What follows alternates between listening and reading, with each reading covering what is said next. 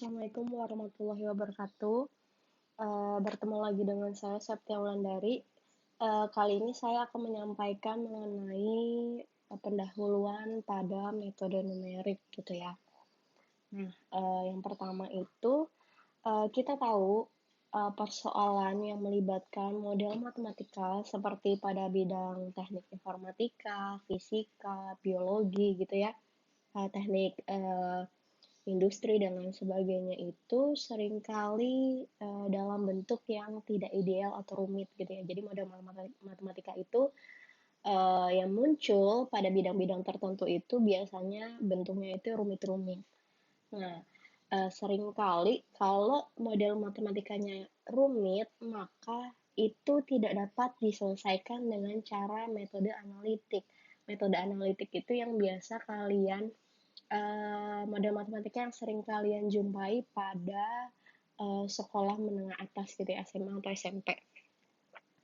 Nah, kalau menggunakan metode analitik, maka kalian akan mendapatkan solusi sejatinya atau exactly solution gitu ya. Nah, tapi kalau yang model matematikanya rumit, maka itu tidak bisa kita cari solusi sejatinya.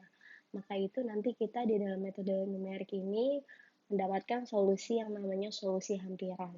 Sebagai contoh, misalkan yang pertama, tentukan akar-akar persamaan dari polinomial 23,4 x pangkat 7 dikurangi 1,25 x pangkat 6 sampai dengan gitu ya, plus 100 sama dengan 0 gitu. Kalau kita dulu di dalam SMA, kita menyelesaikan akar-akar persamaan polinomial ini paling uh, persamaan kuadrat gitu ya, persamaan kubik gitu kan bisa kita cari akar-akarnya gitu. Namun kalau yang akar-akar persamaan polinomial ini, apalagi yang pangkatnya sudah tinggi, maka itu kita akan kesulitan untuk mencarinya. Paling bisa dengan menggunakan yang namanya pohon akar, gitu kan ya, dulu. Nah, kalau kalian menemukan kasus-kasus seperti ini, maka ini bisa kalian selesaikan dengan menggunakan metode numerik, gitu. Seperti juga pada contoh yang nomor 2, misalkan selesaikan sistem persamaan lanjar atau linear berikut. Nah, ini kalau dilihat, ini ada 7 persamaan linear, kan? Nah, dengan berapa variabel? Dengan 7 variabel. Nah, gimana kita menyelesaikannya dulu? Kalau dua persamaan linear dengan dua variabel, kita bisa menyelesaikannya dengan teknik substitusi atau teknik yang lainnya gitu kan ya. Namun kalau udah 7 persamaan linear dengan 7 variabel, nah bagaimana nih kita menyelesaikan? Nah, caranya dengan cara metode numerik gitu ya. Apa sih sebenarnya metode numerik itu? Gitu. Nah, metode numerik ini adalah teknik yang digunakan untuk memformulasikan persoalan matematika sehingga dapat dipecahkan dengan operasi perhitungan atau aritmetika biasa gitu. Jadi tambah, kurang, kali, bagi gitu ya dan lain sebagainya. Jadi metode itu artinya adalah cara, sedangkan jadi metode ini adalah cara gitu ya.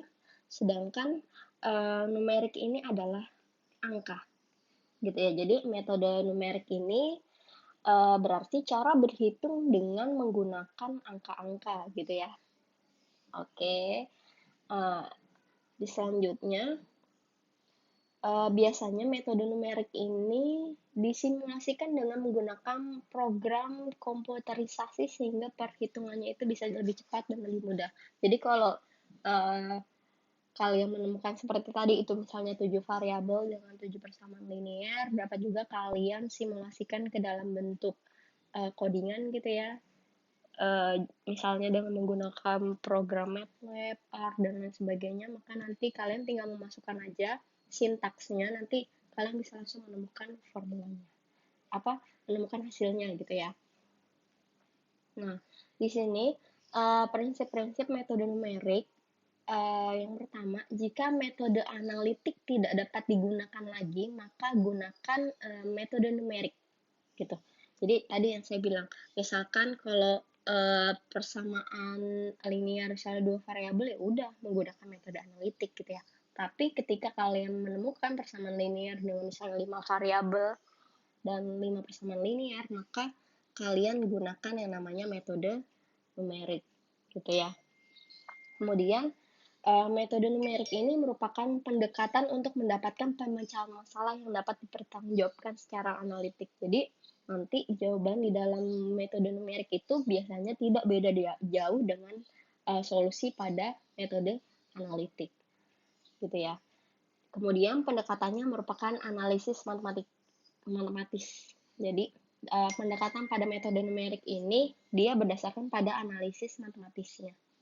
Kemudian metode numerik terdiri dari algoritma yang dapat dihitung secara cepat dan mudah. Gitu. Jadi nanti dia ada entah itu rumusnya, entah itu cara perhitungannya, atau step by step-nya untuk menyelesaikan persoalan matematis tadi. Gitu. Kemudian metode numerik ini akan memakai iterasi.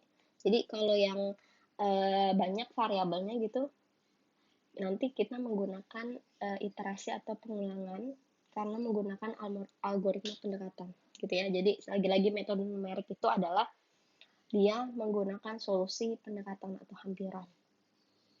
Nah, nilai kesalahan merupakan hal yang paling utama untuk mengetahui seberapa baik metode yang digunakan. Jadi karena metode numerik ini adalah solusi hampiran, maka dia tidak sepenuhnya seperti solusi sejatinya. Maka nanti ada yang namanya nilai kesalahan atau galat gitu ya. Nah, biasanya nanti galat yang paling kecil itu akan menentukan dia lebih baik daripada galat yang besar gitu. Jadi nanti metode mana nih yang dapat digunakan sehingga nilai kesalahannya atau nilai galatnya itu bisa lebih kecil daripada dengan metode yang lainnya gitu. Kemudian metode analitik tadi kan ada metode analitik, ada metode numerik. Ini bedanya antara metode analitik dan metode numerik. Jadi metode analitik ini merupakan metode sejati gitu ya. Karena menghasilkan solusi sejati. Jadi dia sudah pasti solusinya yaitu exactly.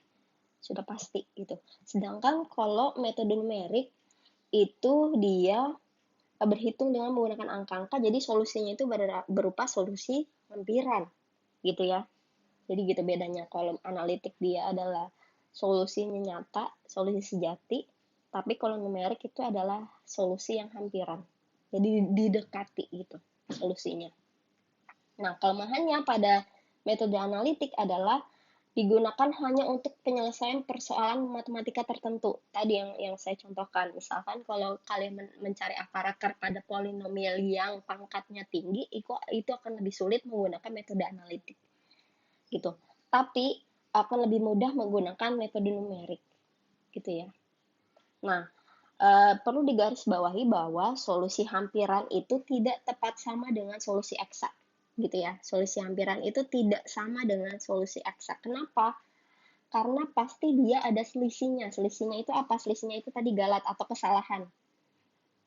Selisih gitu ya. Jadi nanti di dalam metode numerik kalian pasti menemukan solusinya itu berupa solusi hampiran yang mempunyai selisih pada solusi sebenarnya atau solusi sejatinya gitu ya. Oke.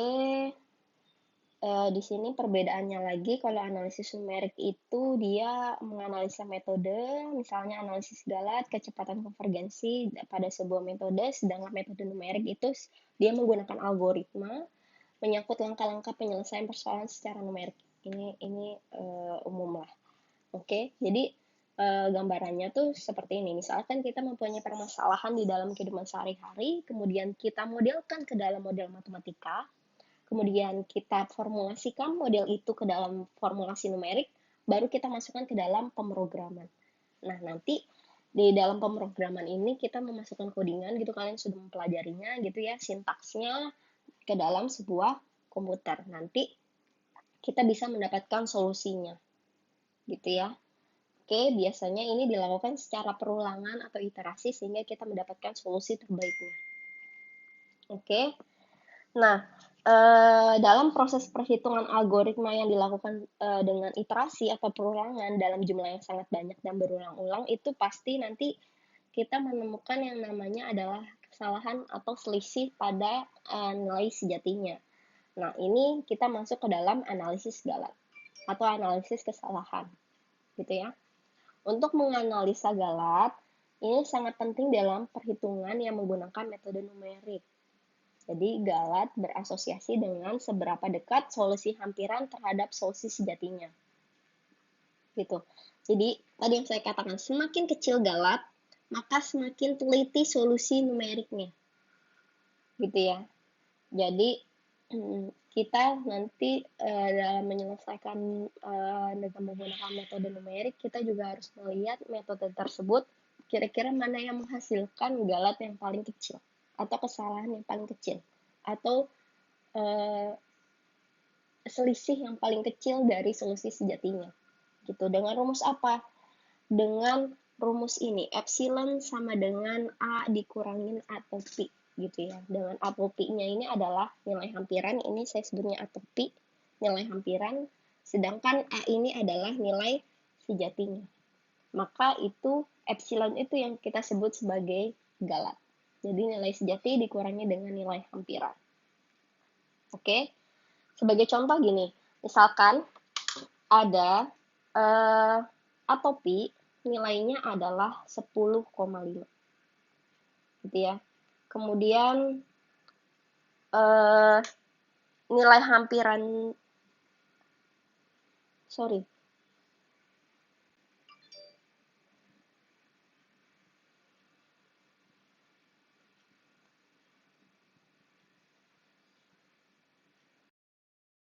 kemudian analisis galat jika saya punya atau Pi atau nilai hampirannya itu adalah 10,5 gitu, dan nilai sejatinya A-nya itu adalah 10,45, maka nilai galatnya adalah ini harusnya minus 0,05 ya. Jadi kita pakai rumus yang ini. Epsilon itu sama dengan A dikurangin atau Pi. Gitu ya. Karena nilai sejatinya adalah 10,45, maka kita kurangi dengan nilai hampirannya, yaitu A atau Pi, yaitu 10,5, maka kita akan mendapat solusinya itu, nilai galatnya selisihnya adalah minus 0,05. Gitu ya. Oke, karena kalau galatnya itu bertanda positif atau negatif itu tidak dipertimbangkan, maka kita harus mencari galat mutlaknya. Jadi kita harus mencari galat mutlaknya dengan kita tinggal memutlakkan saja nilai dari epsilonnya ini. Maka nanti ketika ini kita mutlakkan, maka kita akan menemukan nilainya adalah 0,05. Jadi galat mutlaknya adalah 0,05. Nah, sayangnya dalam ukuran galat epsilon ini kurang bermakna, sebab tidak menceritakan seberapa besar galat tersebut dibandingkan dengan nilai sejatinya. Jadi kalau kita cuman mencari galat mutlaknya dengan cara A dikurangin atau Pi gitu ya, lalu kita mutlakkan, maka ini tidak bisa dibandingkan dengan nilai sejatinya. Kenapa tidak bisa dibandingkan? Sebagai contoh seperti ini. Misalkan ada seorang anak gitu, dia mengukur sepanjang kawat, sebatang kawat gitu. Dia mengukur 99 cm, pada panjang sebenarnya itu harusnya 100 cm, ternyata dia ukur dengan menggunakan meteran dia, nilainya hanya 99 cm. Nah, berarti galatnya dia punya selisih yaitu 1 cm kan. Nah, terus ada anak lain juga mengukur, tapi mengukur bukan kawat, dia mengukur adalah sebatang pensil. Jadi dia mengukur pensil, panjangnya adalah 9 cm, padahal harusnya nilai sejatinya adalah 10 cm. Sama dong, galatnya sama-sama 1 cm. Gitu. Nah, berarti galat kedua anak tersebut saat mengukur itu sama-sama 1 cm. Namun galat 1 cm pada kedua anak itu, mengukur pensil sama mengukur kawat itu, ya berbeda dong. Yang 1 cm karena yang 100 cm sama 10 cm kan beda ya. Jelas beda. Jadi tidak ada informasi mengenai panjang sesungguhnya yang dimungkinkan agar menganggap kedua galat itu sama. Jadi kita perlu yang namanya adalah galat relatif. Jadi galat itu harus dinormalkan terhadap nilai sejatinya. Maka kita bisa membandingkan kedua pengukuran walaupun dia berbeda jauh. Karena kita galat itu sudah dinormalkan terhadap nilai sejatinya, yaitu disebut dengan galat relatif. Jadi nilai galat mutlak yang sudah tadi kita punya, kita bagi dengan nilai sejatinya, maka itu adalah namanya galat relatif. Nah, kalau kita mau ke dalam bentuk persentase, maka tinggal kita kalikan dengan 100%, gitu ya. Maka ini adalah rumus acuan yang kita gunakan untuk mencari galat pada metode numerik, gitu ya. Jadi kalau kita hitung tadi anak tadi mengukur panjang kawat dengan mengukur panjang pensil, kan sama-sama 1 cm tuh galatnya. Kalau mengukur panjang kawat, kita hitung galat relatifnya, maka akan menemukan 0,01 galat relatifnya untuk kawat. Sedangkan untuk mengukur pensil, anak tersebut tadi, kalau kita hitung galat relatif sejati, maka akan menemukan 0,1. Gitu. Jelas berbeda kan, yang satu adalah 1/100, yang satu adalah 1/10. Gitu. Oke.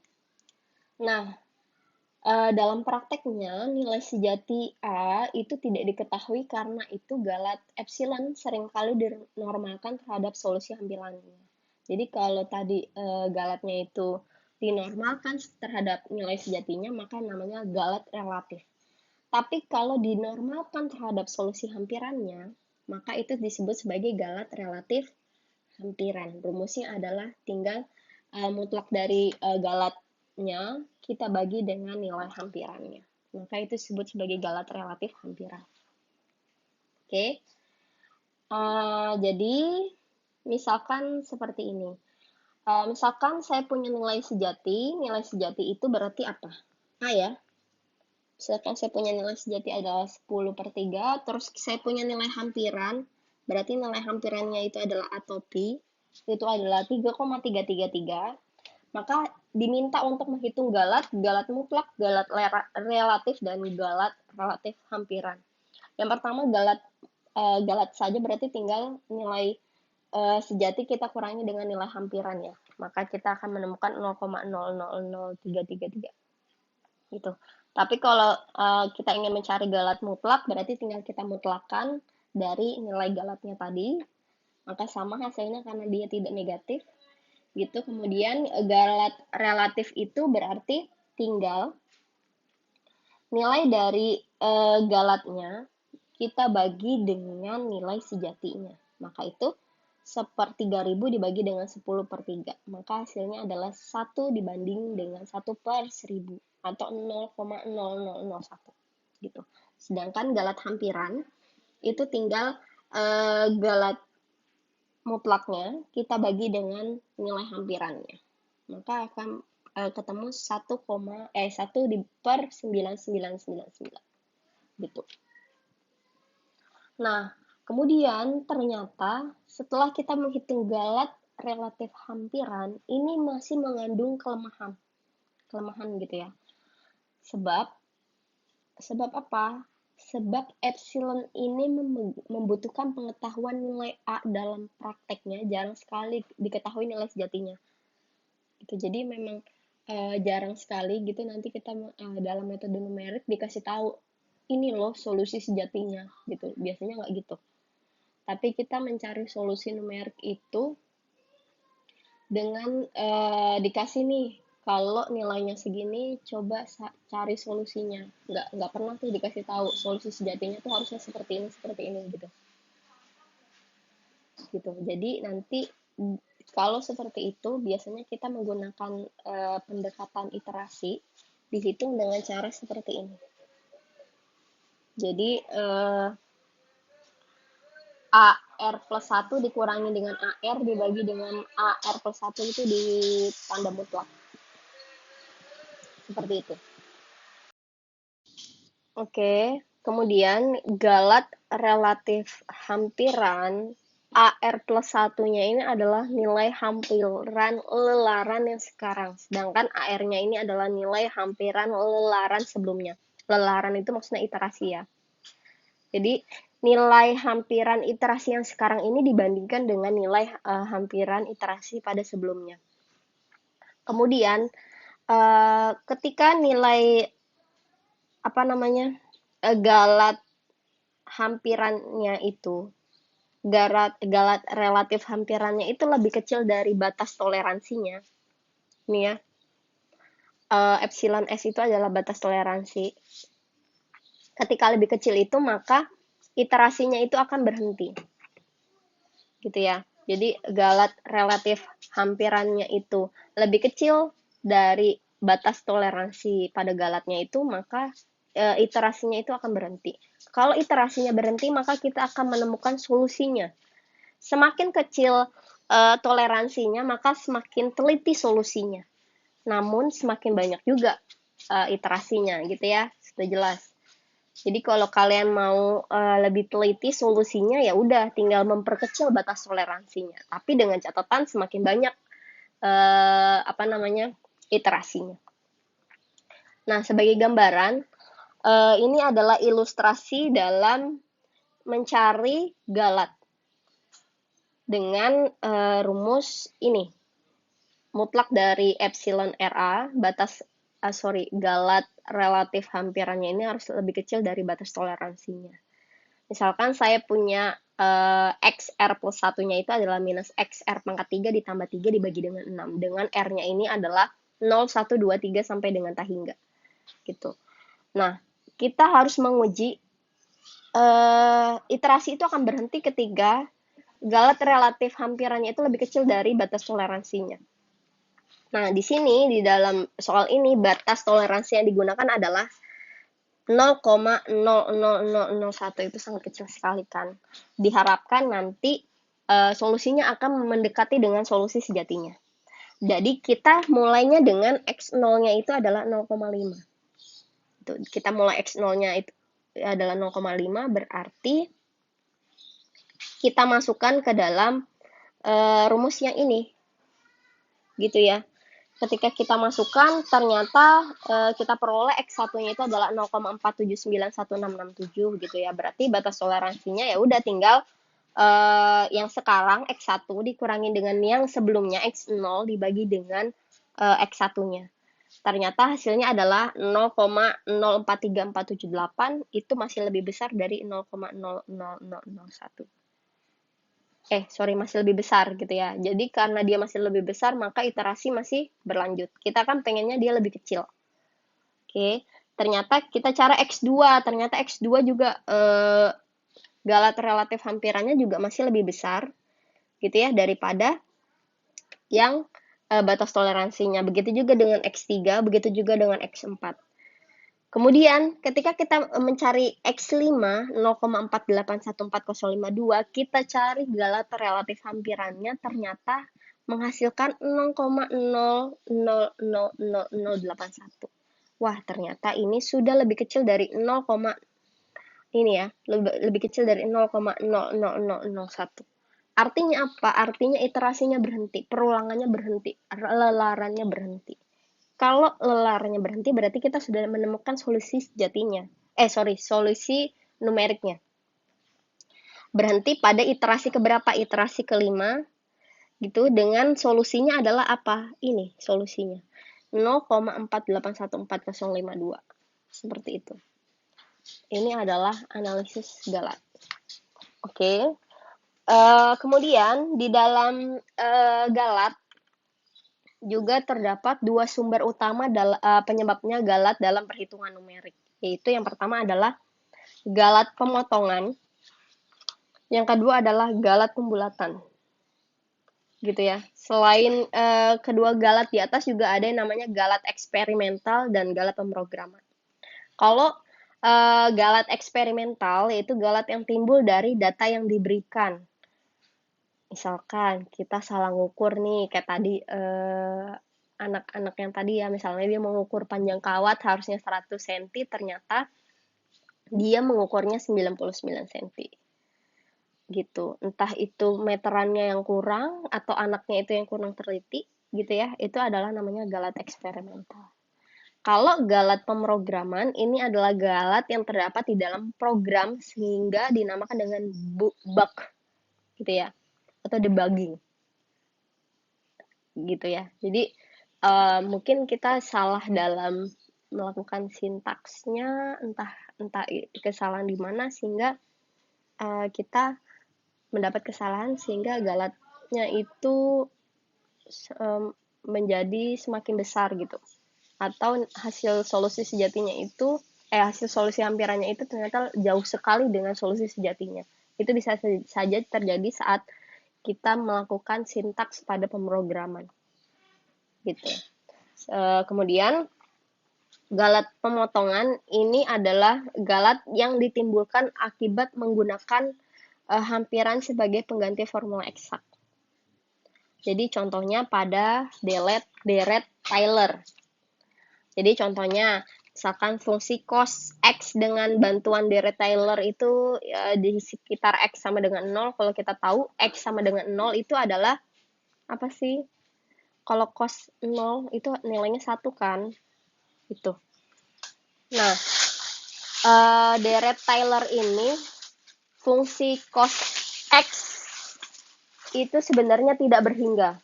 Namun untuk keperluan praktis, deret tersebut ini kita potong gitu sampai dengan suku order tertentu gitu. Nah, misalkan di deret Taylor ini kita potong sampai X pangkat 6 per 6 faktorial, ini adalah nilai hampirannya. Sedangkan galat pemotongannya itu kita potong dari X pangkat 8 per 8 faktorial itu dikurangin X pangkat 10 per 10 faktorial sampai dengan situ. Jadi kita potong sampai dengan order tertentu, misalnya sampai dengan suku order N sama dengan 6, seperti pada contoh ini. Jadi kita potong sampai sini. Gitu. Sehingga sampai dengan suku X pangkat 6 atau suku berderajat 6 ini tidak memberikan hasil yang tepat gitu ya. Jadi pada galat nilai hampiran diakibatkan oleh pemotongan suku-suku deret ini disebut sebagai galat pemotongan gitu. Oke, kemudian ada yang namanya galat pembulatan. Jadi kalau galat pembulatan ini perhitungan pada metode numerik ini selalu menggunakan bilangan real kan. Kemudian karena semua bilangan real ini tidak dapat disajikan secara tepat di dalam komputer, maka bilangan real ini menghasilkan galat yang disebut sebagai galat pembulatan. Contohnya 1/6 itu adalah 0,166666 gitu kan. Nah, tidak dapat dinyatakan secara tepat oleh komputer karena digit 6 ini panjang, nggak terbatas gitu. Jadi, komputer itu hanya mampu mempresentasikan sejumlah digit atau bit dalam sistem biner aja gitu. Jadi, bilangan real yang panjang melebihi jumlah bitnya ini dibulatkan ke dalam bilangan terdekat. Sehingga 1/6 misalkan di digit ke-6 pada komputer, maka dibulatkan menjadi 0,166667. Begitu, sehingga kita punya galat pembulatannya itu adalah sebesar ini. Gitu. Begitu juga dengan 1/10 ya, 0,3333 nggak berujung kan. Maka itu dibulatkan. Jadi nanti akan terdapat galat pembulatannya. Yaitu tinggal nilai sebenarnya dikurangi dengan solusi hampirannya. Begitu penjelasan saya mengenai pendahuluan metode numerik, analisis galat, gitu ya. Oke, semoga jelas dan semoga bermanfaat untuk kalian. Selanjutnya kita masuk ke dalam solusi sistem persamaan linear. Jadi nanti terdapat banyak-banyak metode dalam solusi sistem persamaan linear. Kalian dapat mencari solusi itu menggunakan metode numerik. Jadi nggak hanya menggunakan metode analitik saja. Oke, terima kasih untuk hari ini. Assalamualaikum warahmatullahi wabarakatuh.